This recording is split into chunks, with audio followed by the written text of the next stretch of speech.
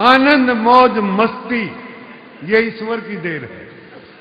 आनंद मौज मस्ती ये ईश्वर की देन है। टेंशन ये खरीदनी पड़े, ये अर्जित करनी पड़ती है। सारे टेंशन से भरे पड़े। ऐसा कोई आदमी नहीं जिसमें टेंशन हो। कितनी शिक्षा दे लो, कितना यो कर लो, भाग्य भाग्य फिरे बिना मतलब के। कोई जीवन नहीं बिना मतलब के टेंशन की पैदा करें। बताऊंगा आपने किसकी कैसी कैसी टेंशन ले रखी है बिना मतलब की। क्योंकि मैं ये कहता हूं कि जीवन का कोई बहुत बड़ा लक्ष्य नहीं है।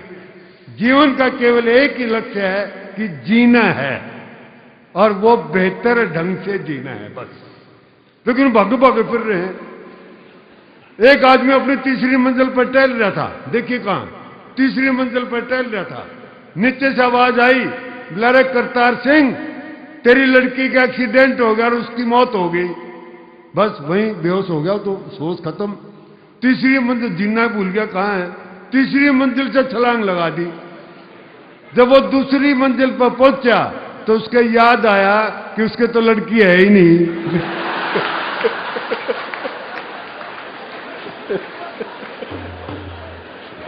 और जब वो पहली मंजिल पर पहुंचा तो उसके याद आया कि उसकी तो शादी भी नहीं हो रही। और जब वो धड़ाम से धरती पे गिरा तो उसके याद आया कि उसका नाम भी करतार सिंह नहीं है।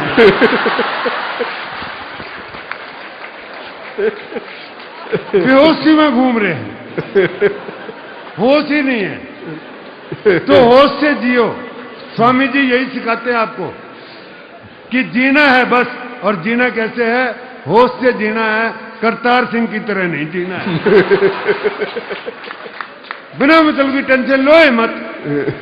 बताऊंगा आपको कैसी कैसी छोटी छोटी टेंशन हमने ले रखी है बिना मतलब की टेंशन।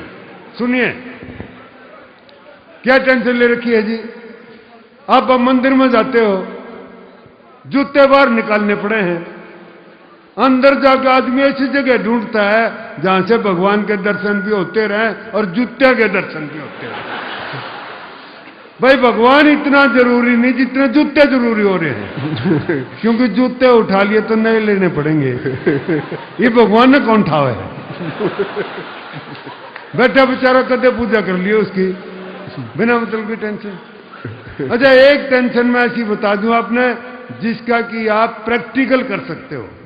आप बाजार में जा रहे हो, बिना जान पहचान के आदमी को नमस्ते करके निकल जाओ, अगर लगे टेंशन हो जाएगी।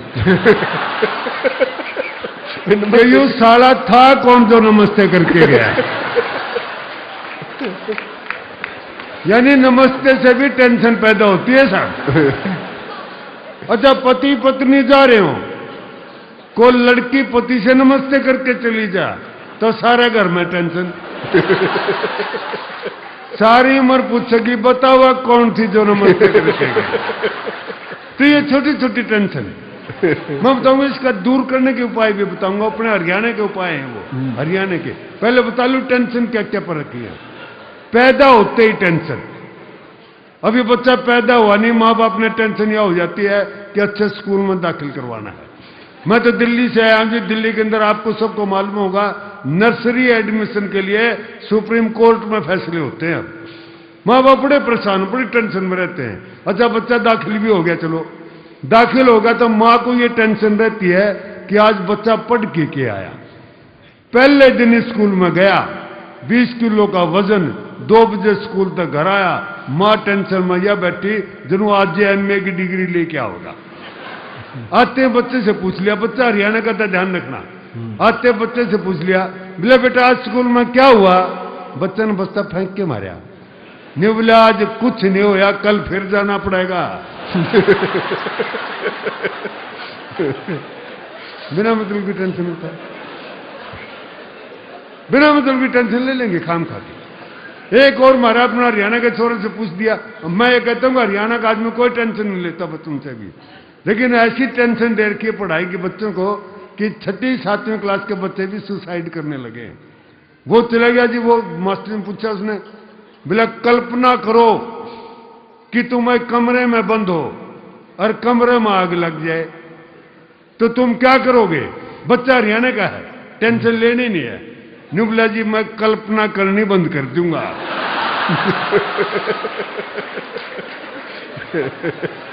सीधा चाचा क्यों टेंशन ले। एक और पूछ लिया उससे, बोला 12 साल, मास्टर जी ने पूछा वहां होता है कि 12 साल कुत्ते की दुम को नलकी में रखा और 12 साल के बाद बाहर निकाली तो वो टेढ़ी की टेढ़ी निकली, इसका क्या अर्थ है? बच्चा हरियाणा का, न्यूबला जी इसका कुछ अर्थ नहीं, यू मैन्युफैक्चरिंग डिफेक्ट है। तो जी हम नहीं लेते कि टेंशन